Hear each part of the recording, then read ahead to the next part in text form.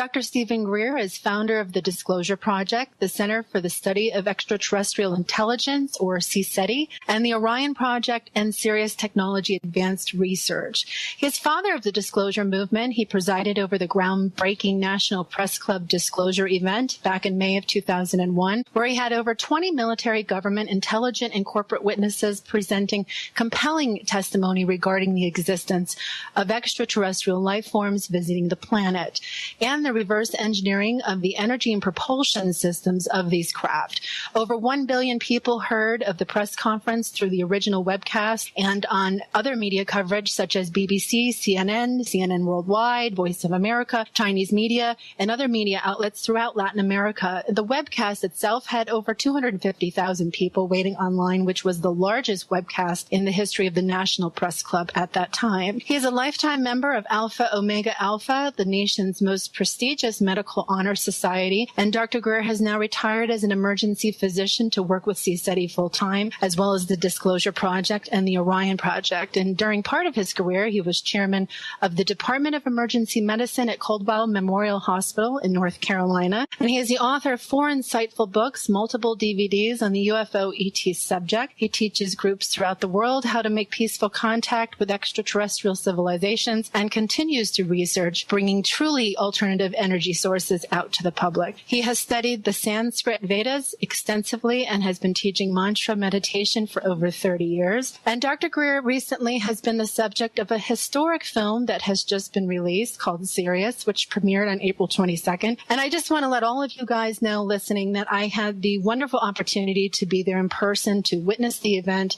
And I have to say, honestly, that it was one of the most wonderful things I've participated in a rather long time. And personally, it was one of these kind of things where you're there and you're exposed to the energy of the people and the whole excitement of the event, of course. But I have to say that while I was watching the film, I just kept sitting there going, yes, this is actually what really just needed to happen right now. And I just kept getting the affirmation over and over again that this was such an important event and that it was going to be a moment of drastic change for consciousness for everybody, no matter what your level of understanding in all of these topics are. This film itself opens up a rather large question in one's mind that just begs you to really go out and seek answers to just know more. And I think that's just what's so wonderful about this. After I was done watching the movie, I was there in LA for 2 days. I was able to just really connect with some good friends out there. And I brought some friends of mine to the premiere. And it was overall one of the most positive. I was just lit up after watching this. And that's what I hope to share with all of you, having Stephen on the show to talk and to share. And it was really wonderful to see his emotional and personal connection, not only introducing the film itself, but also sharing, his story in the film. So I'm really excited to share him with all of you tonight. And we have a good show ahead of us. And he's going to be talking about some of the things, the technical stuff, yes, and where everything's going. But I'm hoping he'll share a little more from his heart about his personal journey, about where this has all taken him and the whole event on a positive level. So sit back, sit tight. But I just want to let you guys know his website while you're listening, if you'd like to check it out, is SiriusDisclosure.com, SiriusDisclosure.com/evidence. Those links are on my Achieve Radio homepage right here. And I have also purchased a group of guest viewing passes. It's posted on my Facebook page. It's limited to the first 5 people. You can go on there. You can view the film for free. And once the 5 are done, that's it, sold out. And you can find out the information on how to rent the film at the websites. So I just want to get that out of the way, and I'll reiterate that throughout the hour. So thank you, Stephen. Thank you so much for being here. Well, thank you. I really appreciate you having me on your show again. So where are we now? I mean, all of this exciting stuff has happened, and you've released this film. I mean, what does this mean for yourself? Where are you with all of this excitement and attention that's happened? Oh, well, I mean, it's been a really intense year because, contrary to what some people think, this was a crowdfunded film. One thing that I want to point out is that it was the most successful and largest crowd-funded documentary in history, not just in the history of this genre, but in the history of Hollywood or filmmaking, and thousands of people contributed so it could be made. And we basically did a, $5 to $6 million production for 1/10 of that. And in 1 year from the moment of launch of the fundraising campaign to it being released, it was literally less than 1 year, in fact. And so it's been a really intense year, but also very gratifying just to see the number of people who understand what this means. And the purpose of the film actually was to raise awareness on the entire subject involving higher states of consciousness and contact, but also what's behind the secrecy around UFOs and extraterrestrial intelligence, which has to do, of course, with the science and technology part of it. But it was also done from the moment it was conceived as a means of raising the funds so that we could do a private, non-governmental research and development project to bring these technologies out. Because having dealt with this subject for over 20 years, what I've discovered is that most of the inventors become so paranoid that they don't ever get their technology out. And if they start to move it out, it gets confiscated. The government is not going to allow these technologies out that are going to terminate the oil industry. And the large corporations are so horizontally and vertically integrated into the system, most of them will be forced to back off if they find a discovery like this. So it's going to take we, the people, as it were, to do an open source research and development effort to bring the science and technology out. And I point out to folks that, maybe in the early days in the 40s and 50s, the national security folks were concerned about what people would think if they discovered we weren't alone in the universe. But now about 2/3 of the public believe that we're not alone in the universe. And the secrecy, is really because of just the momentum of how classified projects operate, but also because the modus operandi, as a famous top secret document from Canada stated, of how these objects move, what their energy and propulsion systems are, was figured out. And by October 1954, we knew how these operated. And so for the last 60 years, we've been basically destroying Gaia and impoverishing the majority of humans on this planet. More than half live in poverty. Unnecessarily. And I think this becomes a matter of great urgency. And so the film has really been created for two purposes. One is to raise awareness, and the other is to raise the resources needed to do a proper research and development effort, because we have found that you're not going to do this out of the back of your car. You're going to need to have a properly equipped lab with some really good physicists and scientists there doing it. So that's one of the real intentions. And the net proceeds of what we're doing with this film are going into a fund to do exactly that. And so far, just in the last 4 weeks or so, we've raised about $250,000, which is a good start on the way to $8 million. But, we're not there, but we're getting there.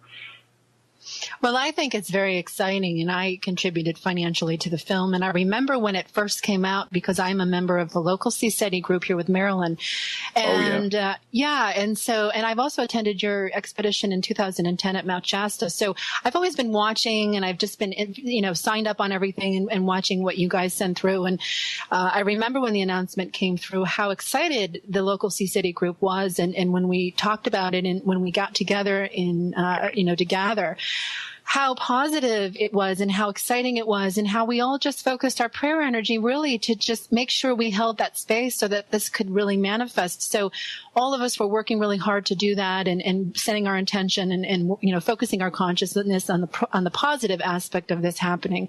And when we heard who you were having produce it, it was very exciting for us. And then, of course, we heard the bad news about his father being shot in the shootings at the Sikh temple. And, we were worried about that affecting the project. And I was so proud that he persevered and moved through that and continued on with the project, and how fast this manifested. And I used to write screenplays, and I used to be a writer for Hollywood films and stuff. And one of the things that I know for a fact is that it takes an incredible amount of time to produce these things from that kind of level. So it was really impressive that it got done so quickly, and it was so well done. So we were cheering you on the whole time, and we were waiting, and we were hoping and keeping our fingers crossed, because, a lot of people have great intentions to go out and do this, but they just don't do it. And what I have found, and what I admire about you, Stephen, is that you do it at such an impeccable level, and you're so impeccable with your work and how you go out in the world and you really present it. You don't just do anything, half-assed. It's always pulled together, and it's always done very well. And I just really appreciate that. So when people talk about this project, and now the film's out, and now everybody's kind of, all their feathers are ruffled, and people are critiquing it and going through it, and, just really, I guess, having some expectations with the film itself, and maybe thinking that what was supposed to happen was the actual disclosure event itself, like they would maybe have with the government itself. Have you, which I find that hilarious. Well, let me stop you right there. I was asked recently, I believe I was on the Joe Rogan show, and he asked this. I said, look, Joe, here's the truth. Disclosure is being done by us. It's being done by we, the people. It is not going to be done by the President of the United States. And something that's a very chilling story that doesn't quite come out in the film. And a lot of people say, well, the film doesn't go far enough. Other people feel it goes too far. And frankly, I didn't create the film. I was the subject of the film and sort of the concepts, but the filmmaker who knew nothing about the subject was approaching it from someone who knows nothing. So it wasn't made for the aficionados of the UFO subculture. It was made for people who know nothing about the subject, and to sort of open a portal to them. And then if you go to our website, Sirius Disclosure, Sirius like the star system or radio network, SIRIUS, disclosure.com, there's a whole area called Evidence where we're uploading all these top secret military witnesses and all the documents and all the photos and images and all the reports on this little Atacama humanoid that was pronounced to be a deformed human erroneously and prematurely. We'll get into that in a moment. But the fact is, what I've discovered is that we really want it to be something that isn't preaching to the choir, but that introduces the subject to people who are curious and wanting to discover and explore more. And that was the purpose of it. And it's actually had that effect. I mean, the Huffington Post had a very large article about it that had over 4 million readers of the article. In fact, it was the number one story on the Huffington Post for 4 days. And so it's one of these things. For a small crowdfunded documentary, it's had an enormous impact already in the first month. And we're just now beginning to talk to people about having, theatrical showings. I want to mention those are people who are in the greater New York area. It's going to be at the Quad in Greenwich Village on West 13th Street starting Friday, the 31st of May, for a week. And you can go to quadcinema.com and see what the showtimes are. So if you want to see it on the big screen, there's going to be a whole week run there, and also in Los Angeles in Beverly Hills at the Music Hall 3. And you can go to Lamle, LAEMMLE.com. It's a strange name, LAEMMLE.com. And you can find out when the showtimes and all that are. And it's going to be a whole week also in Los Angeles from the 31st of May until the 6th of June. So what we're trying to do is introduce it to the public bit by bit. And I think that for most people, they come away from it with the concept that, well, there really is something here. What do we do next? And the disclosure movement is something that is actually being done by the people, because the people in governmental circles, there are those who know and those who don't know. And those who don't know are most of the people we elect and appoint. There are some exceptions. And those who are on the inside are the permanent bureaucracy, the so-called deep state, the national security state that kind of stays there. And I know that I never forget when I was briefing President Clinton's CIA director about this, and he said at the end of the meeting, it was almost a 3-hour meeting, which he later tried to cover up, but luckily I had the proof that it actually took place. And R. James Woolsey said at the end, I was giving him this white paper that's in my first book, that you can get on our website, but it basically was recommending a certain number of action points for the president and him to do to get this subject out into the public and to get the science and technology out, so we could get off oil and get the whole world turned around toward the direction it should have been on in the last 100 years. And he looked at me, he says, how do we, and this is the CIA director, the sitting CIA director, not a former one, he says, how do we disclose that which we have no access to? Mm. And it was, think about this. I'm in my mid-30s. I'm an emergency doctor. I go up there as a sort of just a service project that I'm doing as a nonprofit to brief a sitting CIA director on this. And I couldn't believe what I was hearing, and yet he was so emotional about it. I knew that he was not prevaricating. There was no question in my mind that he was speaking the truth, and I later found out that the same had happened to President Clinton when he was making inquiries, and to many of the leaders. And so when people say, oh, when is the government going to do disclosure? I said, well, unfortunately, the government couldn't find its ass in a well-lighted room with both hands, and for the most part, and what we, to be quite blunt, and so what we have to do is say, okay, the folks who do have this information, documents, testimony, information, need to come forward and tell the truth to the public, and then we need to tell it mind to mind, heart to heart, about the fact that we are being visited, that these civilizations are completely non-hostile, that they're waiting for us to become civilized and peaceful, and they're also waiting for us to quit destroying the planet and each other over these ridiculous power struggles that have been going on for thousands of years. So that, the problem is the ball is in our court. And one of the things that I always point out to people, let's not become cosmically codependent. Big government isn't going to fix this.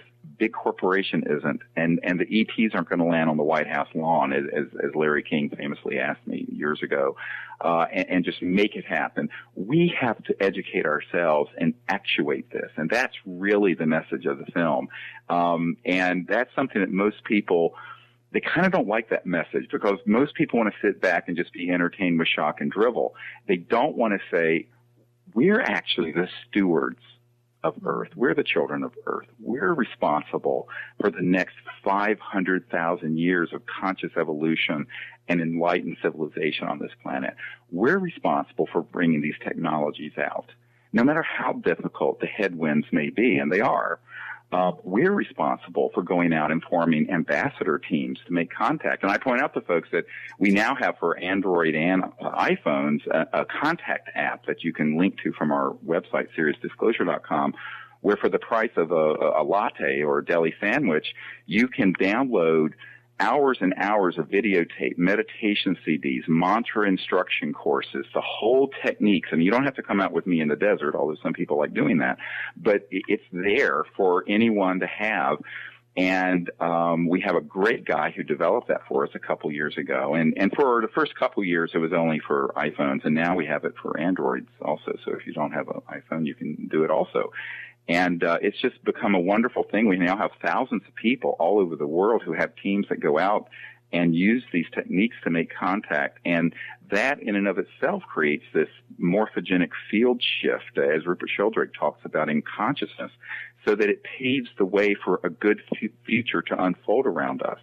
And that's really the purpose of why I left medicine to do this. I left I often joke that, I'm an emergency physician, and I know an emergency when I see one. And our planet is in a very dire emergency. And we have to have people who are going to be healers and are going to join together to fix these very large problems that are actually eminently fixable. And this is where I'm very optimistic.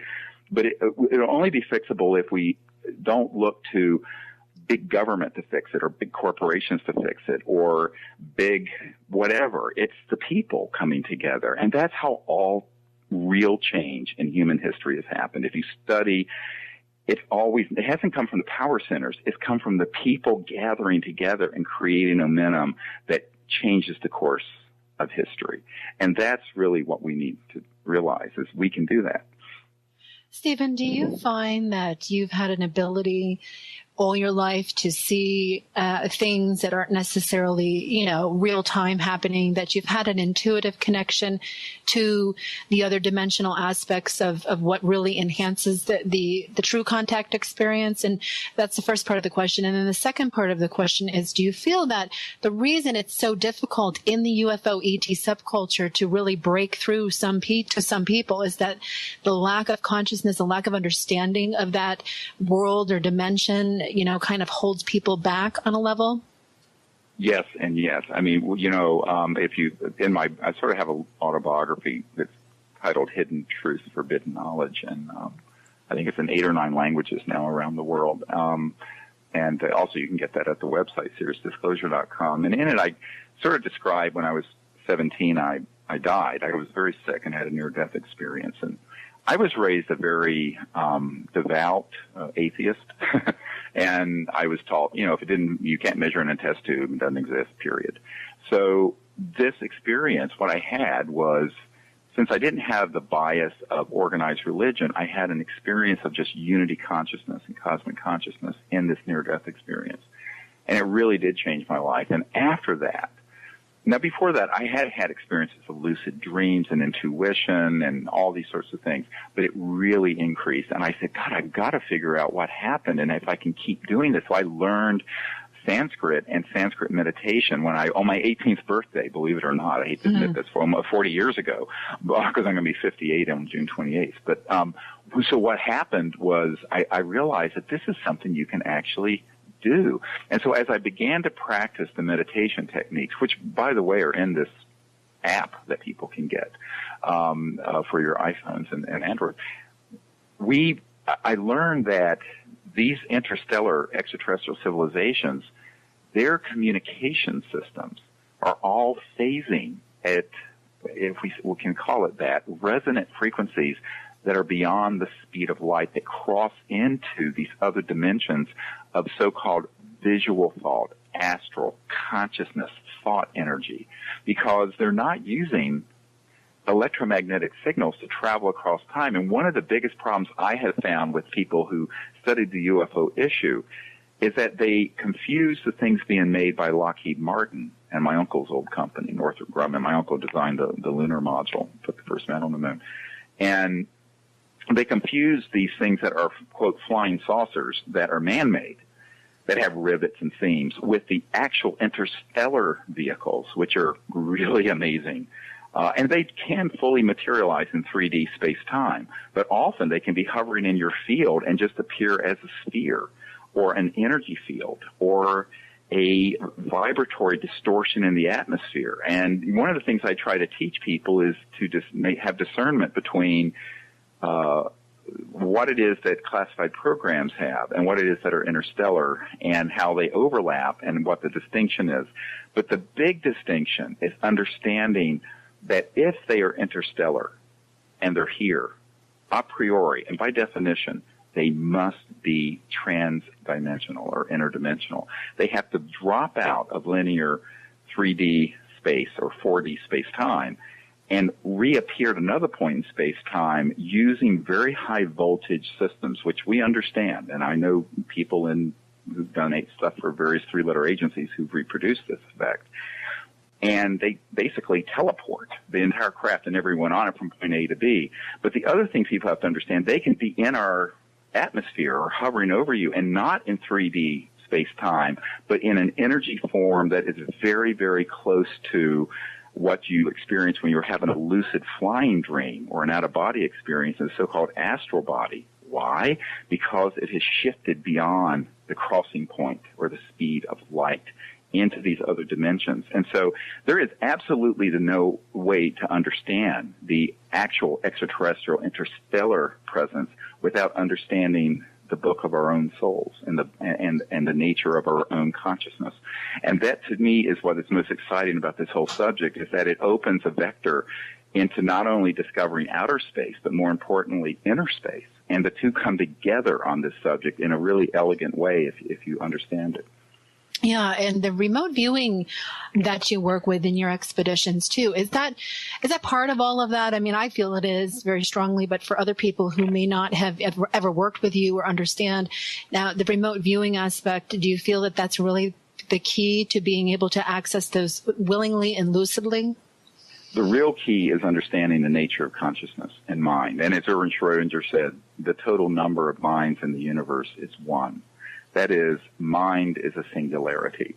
And this has now actually been proven in various studies by scientists, including the Peer Lab that Dr. John ran at Princeton, and I knew Dr. John.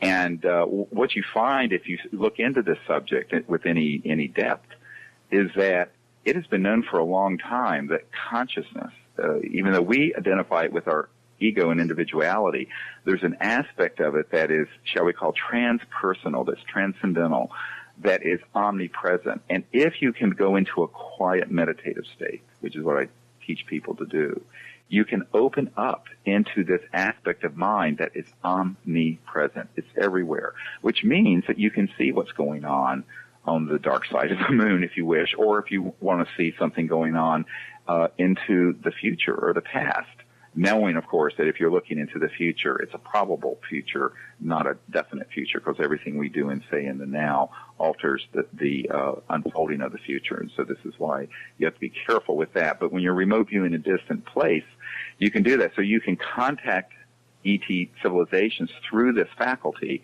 And then what we do after we remote view is really 3 steps. First, you go into deep meditation.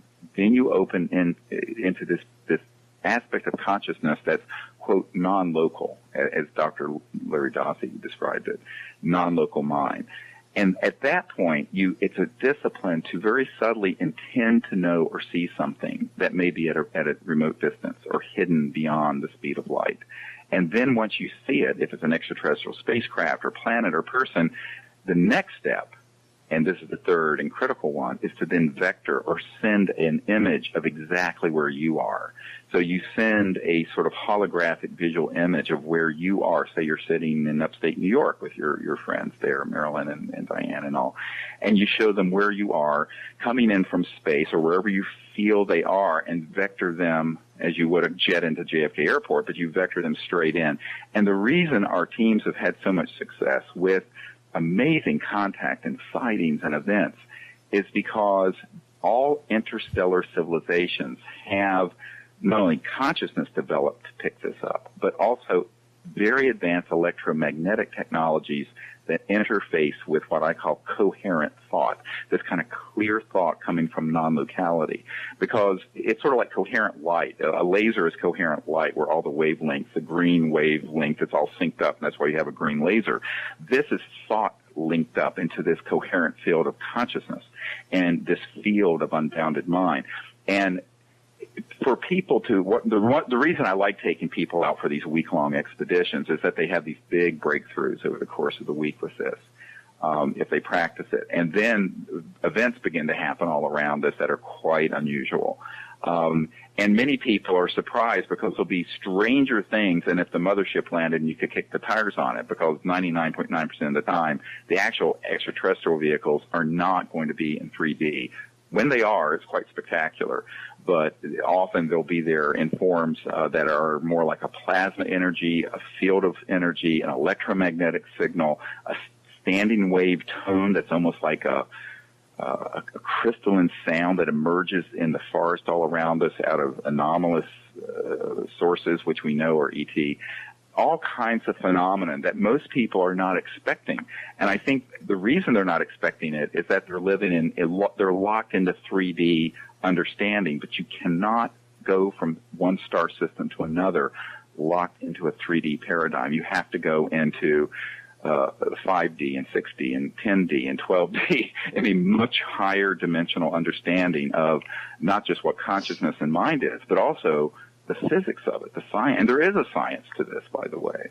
And I think this is the really exciting part to me, is that once we can bring out these new energy technologies, just so we're off of the grid and fossil fuels, the next step will be the anti-gravity systems. And then the next step past that will be the systems that deal with trans-dimensional communication that is reproducible and there is a definite science and physics behind it. But it kind of blows people's minds if I talk about it too much. But it's exciting. But in the real world, you can just practice it, because the nice thing about it is that everything you need to make contact and understand this is folded within every person.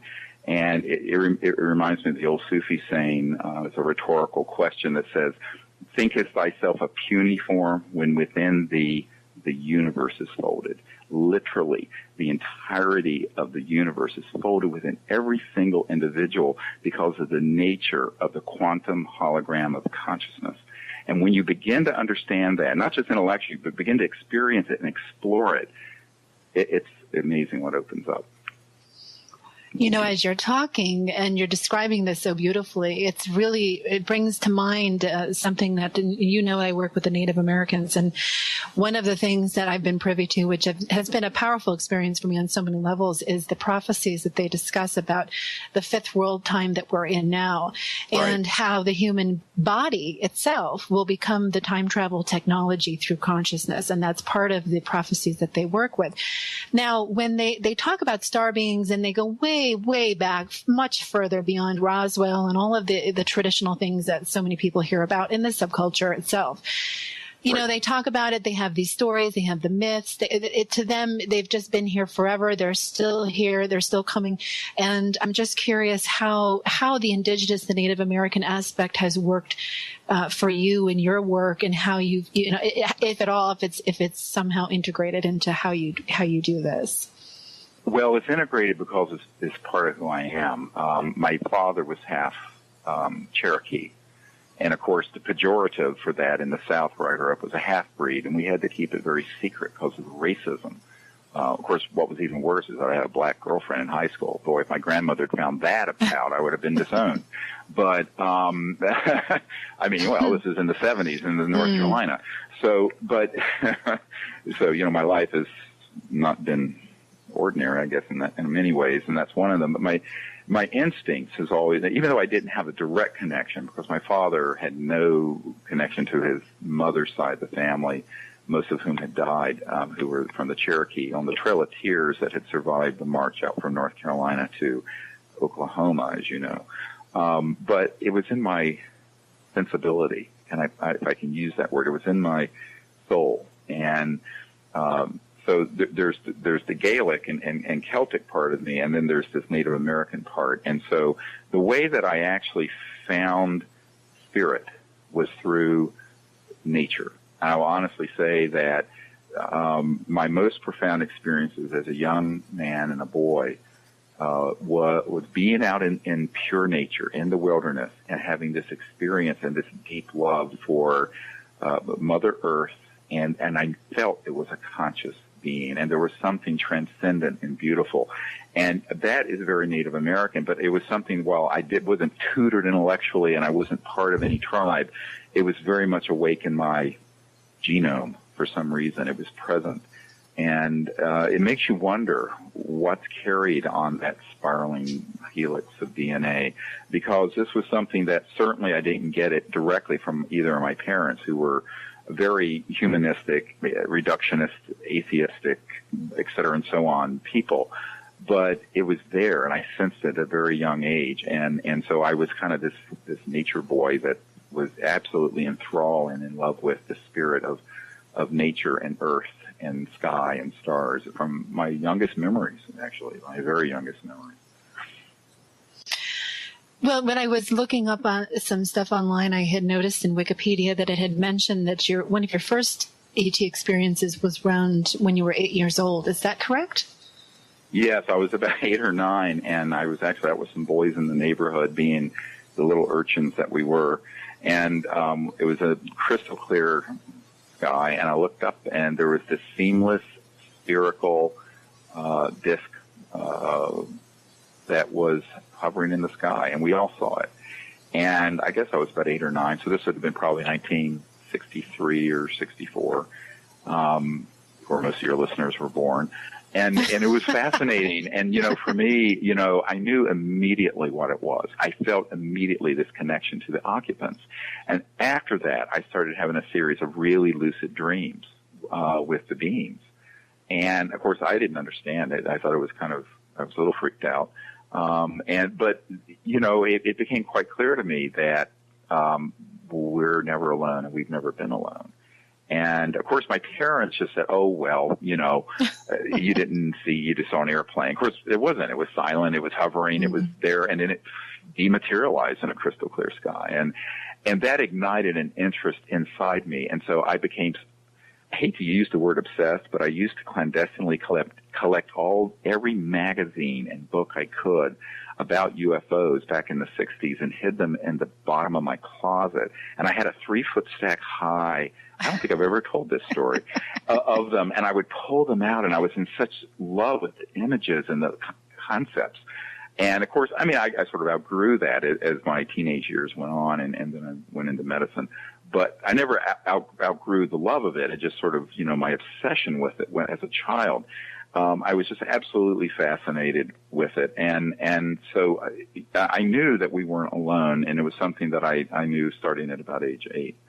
Interesting. I had the same exact experience, very similar when I was 5.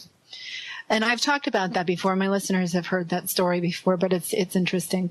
The teenage years, when you grew up, how did that, I know you said you kind of just grew out of it a little bit through that time frame. When you came back into it, that was your near-death experience, yeah?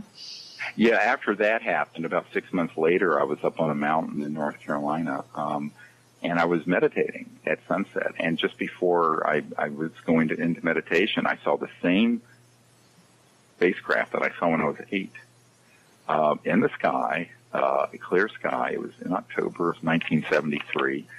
And I just acknowledged them and said, oh, they're back. And so I went into this deep meditation, and I had a samadhi experience, very much like the near-death experience I had. It was so profound. And when I came out of this meditation, it had been at least an hour, and the stars were out above me, and it was stunning, and the Milky Way. I looked up, and then I realized there was a little ET on my right side that touched me on my right shoulder. And I had a ski jacket on, and I could actually see the jacket indent. I felt it. And at that instant, all of my hair, literally, it was like this electromagnetic charge. It was so amazing. And actually, all my hair stood on end, and that's when I had a lot of hair, unlike now. And so what happened was that there was then this snap in space-time, and I found myself with these beings on a craft, and that's when we co-created the CE5, Close Encounters of the Fifth Kind protocols. And to be honest with you, people say, what did you talk about? I said, no, it wasn't that. It was being together. It was very abstract, very transdimensional. But it was for probably 2 or 3 hours. And then when I came back, I had this strange anti-gravity field around me where I could go. It was like you see the moonwalkers where they leap and they sort of float a long way and come back down. It was like that. So coming down off this 5,500-foot mountain at midnight, I thought it was 9 o'clock, but it wasn't. I would make a step and I would go zing, bing, bing. I thought, oh, this is so cool. It was almost like I was levitating. And by the time I got all the way back down to this little college town up in near Boone, North Carolina, I was kind of back to normal. And the town was deserted. And I thought, oh, my God. The Yom Kippur War was going on. I thought we'd had a thermonuclear war. The town was deserted. And it was actually midnight when I thought it was 9 o'clock at night, and which normally the college town would be very busy. So it was this amazing experience. But from that, I began to experiment privately with these remote viewing techniques and meditation, the protocol of vectoring the craft in and using consciousness as the central communication system. And it was something that was the result of this contact experience I had in 1973 up on that mountain. That was very unplanned, I guess, in a sense, on my part. And I've often wondered, I think the thing that attracted these ET beings was that I was experiencing consciousness in a very innocent way. After the near-death experience, when I learned meditation, I remember the first time I sat with my teacher, I had a deep transcendent samadhi experience. He looked over at me afterwards. He says, you transcended, didn't you? And I just said, it was my 18th birthday, and I didn't know any better. I said, well, isn't that what you're supposed to do? I didn't know any better, that you're supposed to make a big geschrei about it, and it's supposed to be so difficult, and a big drama queen. You have to lay on a bed of confetti falling from the sky, a bed of nails for 40 years, and all this crap. And I was just like, oh, okay. And what I tell people is that there's so much baggage associated with that. It's actually incredibly simple. It's just about being aware of the mind itself in its pure form. Very simple. And from there, everything happens. So I think that the ETs were interested that there was this boy that had the interest in the ET issue in UFOs, that had this ability to experience consciousness that way.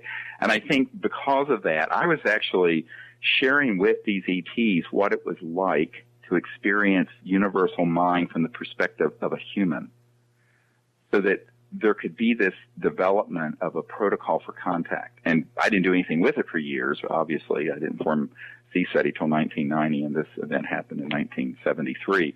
But in the intervening years, it was always with me in some way or another.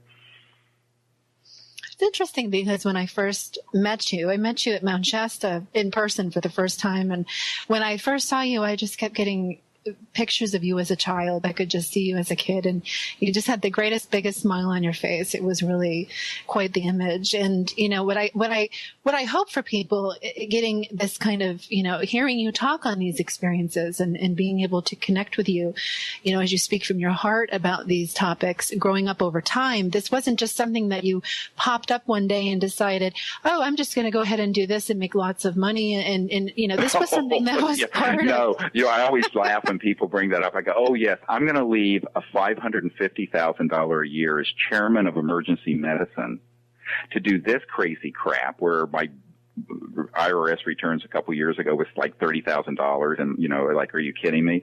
It is a joke. When people bring that up, I just laugh because my wife and I have literally foregone or put something on the order of $7 or $8 million of our own earnings into this, and people think that there is no funds to be had, and this is the biggest joke ever. But, and people have all their conspiracy theories, because I had briefed CIA directors and head of Defense Intelligence Agency and met with the Rockefellers. They think that somehow those folks are behind what we're doing. I go, yeah, right. I think not. And, we have you clearly say in the really film. struggled. We've really struggled, and we've really sacrificed. But, it's something that I don't feel like, that's not what this is about. Frankly, this isn't about me. And with all due respect, it's not about you. It's about all of us together. It's about what humanity can become and must become if we're going to be around for the next 500,000 years. And, a few weeks before the National Press Club event in 2001, it was a very stressful event. I had serious threats on my life. I had a very senior think tank guy who basically said, we're not going to let you do this, and we're going to take you out. And so I did a retreat up near Joshua Tree National Park with some folks, and we went into a cave that a member of our team knew about. And we went in there, and we were in this deep meditation with about 9 of us inside this dome-shaped cave that had Native American etchings from a shaman on the ceiling of it. And a thought as clear as I'm hearing you speak now said that the vision that must guide the world. And it was this vision of us going from the current state into this whole new era, this new yuga, which is a 500,000 year cycle that we're entering, which, by the way, is a universal cycle, the hallmark of which is universal peace, where humans are going to live on this planet peacefully, not for a short period and then fall back into war, but in an unbroken point of ascendancy from going forward for hundreds of thousands of years, and where humans will become extraterrestrial to other planets. And this was so clear. I could see it as clear as walking around on my farm out here in Virginia today. And I think that was something that was so wonderful because people say, what keeps you going? I said, it's that knowledge, it's that vision that we've had and that many people have had, not just myself, that we are at this tilting point, this change, this emergence of where we've been kind of stuck for a few thousand years to where we must become. And that is not just a world peace, which is, world peace is just says 1890s, I want to vomit. It's got to be universal peace, and the crackpots in the UFO subculture say, oh, well, they're the good ETs and the bad ETs. And yeah, I said, let me tell you, if you've got the ability to travel from one star system to another, if they were fed up with us, they'd take us out in 1 nanosecond and the Earth would be a pink mist floating through space. In fact, I said that to the head of the Wright-Patterson, where the Roswell remains went. I said, the truth of the matter is that these civilizations, of which there are many, are waiting for us to quit being insane. And really. It's funny because in the ER, when people came in really schizophrenic, crazy, you had to commit them to the mental ward, and the criteria was dangerous to yourself or others. And I used to think, God, that really defines the human race right now. We're dangerous to ourselves, and we're dangerous to others.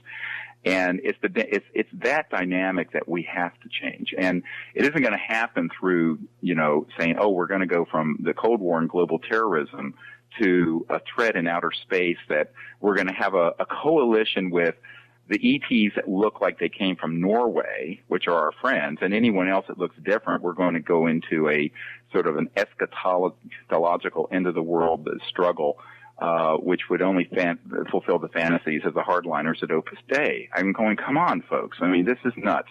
We've got to understand that the time we're in is a time where we have to make a complete break with that kind of thinking.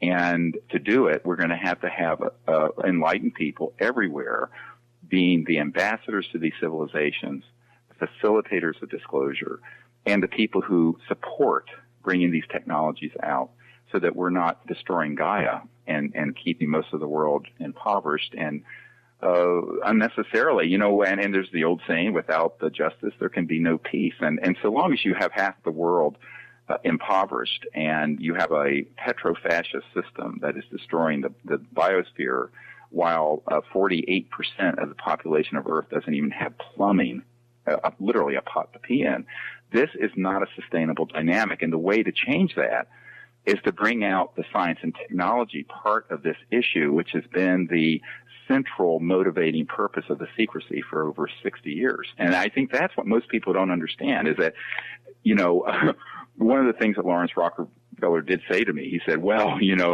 no aspect of life on Earth will be unchanged by the disclosure of this. And I said, yes, Lawrence, that's why it's secret.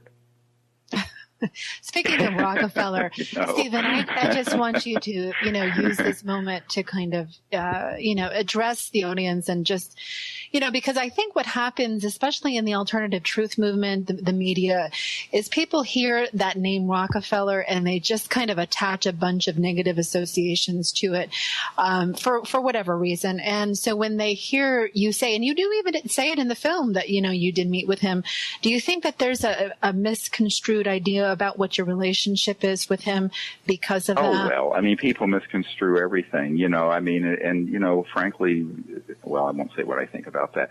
Here's what really happened. I was in the process of putting together what was called Project Starlight, which the Clinton Library has released those documents now to brief the president, the CIA director and stuff. Lawrence Rockefeller, who had an interest of this for years, and he was the philosopher king of the family. It was his brother David doing Chase Manhattan Bank, who's part of this majestic group keeping the secret. Lawrence was not part of that, and he actually wanted to end the secrecy. He was very supportive, but unfortunately, he got painted with the same brush of all the Rockefellers, which of course were Standard Oil, that became ExxonMobil, blah, blah, blah, blah, blah. So I'm not saying there's no culpability in that clan, but Lawrence was, towards the end of his life, I can't speak to when he was younger, but when I knew him, was really concerned about this, and he knew we were in trouble.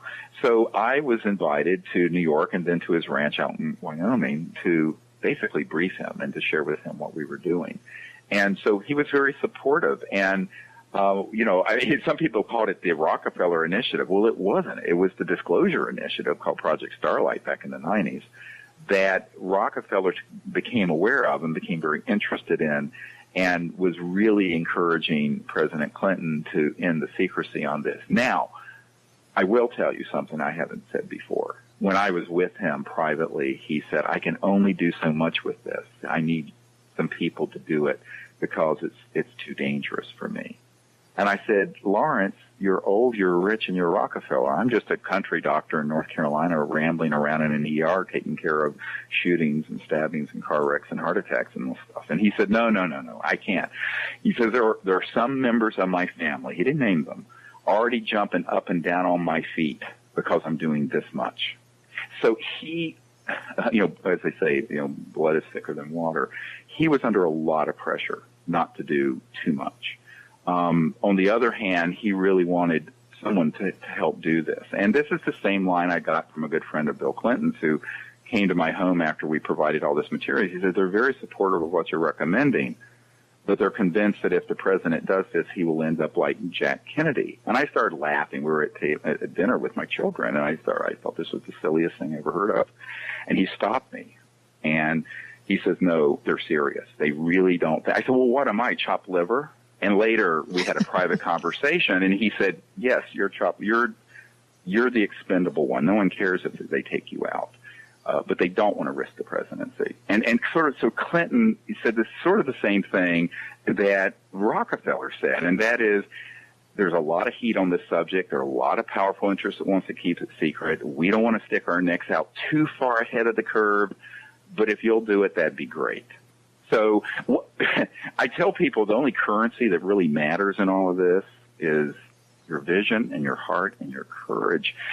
You have to have a certain intellect to deal with the complexity of the issues, but the main thing are those things, and it's a very spiritual issue. And I think the thing, coming back to this near-death experience, because after that I realized there was no death. And so when a former head of Army intelligence threatened me back in the day, I just turned to him and I said, I'm not afraid of death, so you can go pound salt in someone else's sandbox. And he just looked at me. And then he later came around and offered me and then my wife $2 billion access to a fund if I would shut up and deal with this issue. I said, no, I'm not interested in your money. I said, I'm not rich, but I'm well off enough as a physician. I don't care about that.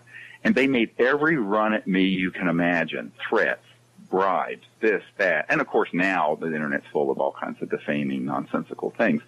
And you just expect that. I mean, I'm at the point now where it's not that I'm so thick-skinned and it doesn't sting. It's just that you expect it, and it's been going on for 20 years, so why shouldn't it go on for 20 more?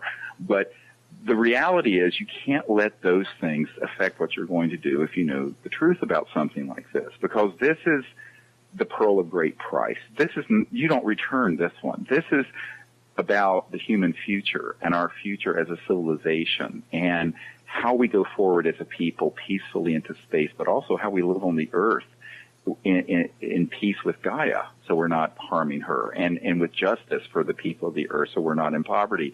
All those issues come in around this subject, so it's so much more than, are UFOs real and are ETs here. It's all these issues, and I think that once you understand what this is about, then you're going to go the distance on it, and that's what I chose to do. I mean, to my own personal detriment, frankly, but I would have been much better. I think my children, if you ask them, would be much happier if I just stayed a physician and live in a, quote, normal life. But I don't think that's possible.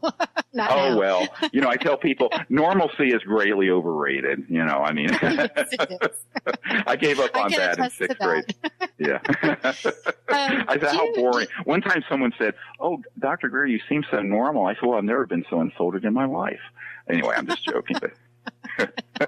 Sort of, right? Sort of. Well, Stephen, do you think that the fear of death is part of what the current paradigm on this planet uses to keep people's consciousness suppressed? Because no matter how I look at this topic, it always comes back to consciousness, and it always Absolutely. comes back to the level of consciousness you're able to hold as a generator of frequency. I really believe that consciousness is a frequency that you generate. So when you are in fear, you're generating fear, and it's a frequency that goes out all around you, just like when you're in love. I mean, everybody knows what it's like to be in love, mostly. And when you're in love with somebody, that frequency just generates at powerful levels, and it's a level of consciousness. And so I'm just curious what your thoughts are, because when you talk about death, there's, the masses, the majority of people are very caught in this kind of net that keeps them in that fear of death, so that they just kind of are like hamsters in hamster wheels. They just keep going round and round and round and don't even realize they're in a cage, let alone what's outside of the cage. Yeah, but I view that as a spiritual disease, and not so much, I think there's a distinction between spirituality and religiosity, which are mostly inversely proportional. But that's Greer's theorem, by the way. There's an inverse relationship between religiosity and spirituality. But I think that if you understand the nature of consciousness and mind and conscious evolution and higher states of consciousness, you can experience that without a near-death experience, frankly, and begin to realize that we are more than just a reductionist, a bunch of 100 billion neurons firing, that we are this amazing mind and consciousness that is, our individualities are an opening that is tied into and integrated all the time into that omnipresent great self, if you will. and the Great Spirit, as the native people call it. And that is just the truth. And once you experience that, then you begin to have a more balanced approach to something that may be a threat. It isn't that I haven't been afraid at times, and it isn't that I'm reckless, but there's a difference between foolishness and bravery and courage. And I think that, you begin to understand that, there's a time for you to do certain things and to lean into certain things. And wisdom comes with that. And I've not always been wise. I've had plenty of foolish moments in my life. But, I think we can all relate to that. Oh yeah, and human, I actually delight in it. I'm actually, I'm a wild man. Anyone who really knows me, it's like, oh boy, is this guy wild? I'm wilder than any of my children. So, but much wilder. But the fact is that I'm sort of unrestrained. But the thing is that we have this ability to experience this state of awareness every day, all the time. And it's just a matter of intending to do that. And there are techniques that facilitate it. And that's what various meditative and prayer states will facilitate that. And once you experience that, then you're not going to just be in your physical body self where there is this fight or flight response in the midbrain that causes you to become so fearful. And that's where you find true spiritual courage and what's been called the Shambhala warrior. Not in a violent way, but the courage to to do the right thing. And I have to say, I have a home in Washington and I meet with people all the time who are enormously powerful and frankly also enormously wealthy. And they are so afraid of taking on this issue because of fear of ridicule, for fear of reprisal, for fear of loss of their career, for fear. It's all based on fear. And so fear is the mind killer, and fear is the opposite of love. And I think that once you experience a deeper state of yourself that is this conscious, transcendent reality, which is within every single person, like a quantum hologram that's omnipresent, then you can begin to free yourself of that trap. And it's a process. And I think that's what spiritual development does result in if it's genuine. Do you feel that if one of us breaks through, we all break through because we're all ultimately one mind? Well, I think it has an effect. And this has been documented scientifically that when a group of people experience that, it will affect the entire community and area. And so I think that the concepts that Rupert Sheldrake began to discuss in morphogenic fields, and he and I've lectured at some of the same conferences, the Science of Consciousness Conference and others. What we find is that if you look at studies, that when a certain experience begins to be manifest by a certain number of people, it non-locally begins to be experienced by people that aren't in any direct connection. It's like the 100th monkey effect.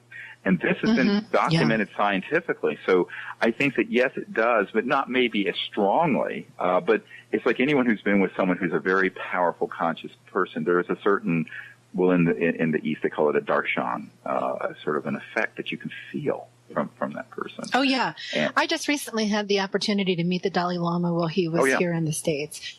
And he's a perfect example of just what you just described. The fact that his mere presence can change people in the sense that he resonates this frequency that is profound and lifts and clears and just connects you to something that's very, very powerful.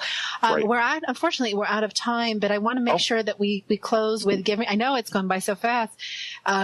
We give everybody a chance to know where they can connect with you. What's your next training? I know everything's on your website, but if you want to just give a few seconds of what's next for if people want to decide to come up with you.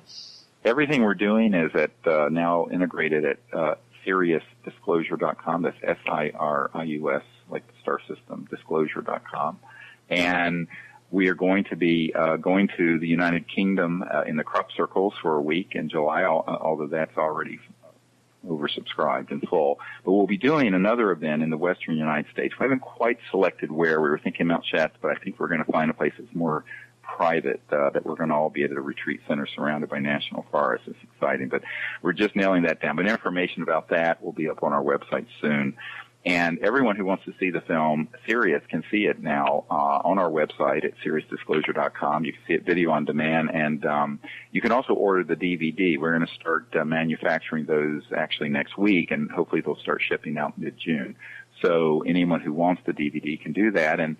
And also, if you want to see it on the big screen, because I think it's much more impactful if you can, it will be at the Quad Cinema in New York, May 31st to June 6th, and then also there in Beverly Hills at the Music Hall 3. Information about that is at Laemmle, LAENMLE.com. So that's sort of what's happening. And the main thing that I'm asking people to help us with is to contribute to the STAR New Energy Fund, Serious Technology and Research. We have an entity to raise the funds to open a research and development lab to bring these amazing new technologies out so we can get off oil and gas and coal. And you can contribute and donate any amount at SiriusDisclosure.com.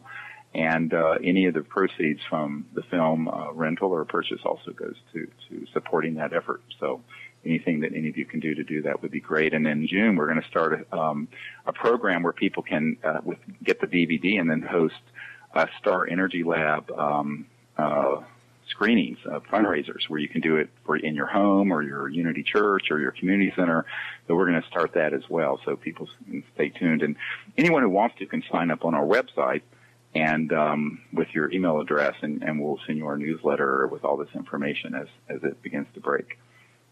Excellent. And there's so much more, too. You do a radio show and all of that information and your blog, and you're on Twitter. So there's so many ways people can connect with you, and they can also find out the local CSETI groups if they're interested as well. Stephen, thank you so much for being here.